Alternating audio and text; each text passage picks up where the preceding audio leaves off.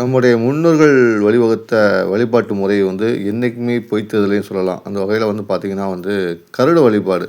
அதாவது வானத்தில் பறக்கும் இந்த கருட தரிசனம் வந்து எந்த அளவுக்கு ஒரு நன்மை பயக்கும் பக்தியில அப்படின்னு பார்த்தீங்கன்னா வந்து, பல்வேறு விதங்கள்ல வந்து நன்மை பயப்பதா நம் முன்னோர்கள் சொல்றாங்க. பொதுவா பார்த்தீங்கன்னா, ஞாயிற்றுக்கிழமை வந்து கருட தரிசனம் பார்க்குறது வந்து நம்முடைய நோய்கள்லாம் தீரும் என்று ஐதீகமாக பார்க்கப்படுது. அதேமாரி திங்கட்கிழமையோ, செவ்வாய்க்கிழமையோ நீங்க வானத்தில வந்து கருடனை பார்த்தா என்ன வரும்னா, நம்மளுக்கு வந்து சொத்து, சுகம் எல்லாம் சேரும்னு சொல்றாங்க. அழகு சேர்க்கும்னு சொல்றாங்க. கஷ்டங்கள்லாம் போகுமாம். வானத்தில அந்த கஷ்டத்தெல்லாம் போகும் அப்படிங்கிற மாரி சொல்றாங்க. இந்த திங்கட்கிழமையும், செவ்வாய்க்கிழமையும் பார்க்கறதுனால. அதுமாரி புதன், வியாழக்கிழமையில வந்து நீங்க பார்க்குறது என்னன்னா, ஆ சும்மா சொல்லுவாங்க இல்லையா? வியாதிகள், அப்புறம் இந்த புள்ளி, சூனியம்னு சொல்லுவாங்க இல்லையா? இந்த மாரி இதா இருந்தா கூட, இந்த புதன், வியாழக்கிழமை கருட தரிசனம் செய்யும்போது அதெல்லாம் விலகி போயிரும். துஷ்ட சக்திகள்லாம் விலகி போயிரும். நன்மை பயக்கும் அப்படிங்கிறது ஐதீகமாக சொல்லப்படுது. அதுமாரி வெள்ளி, சனிக்கிழமை பார்த்தீங்கன்னா வந்து பூரண ஆயுள் கிடைக்கும் அப்படின்னு தான் கருட புராணத்தில வந்து சொல்றாங்க. அதாவது கருட தரிசனத்தில.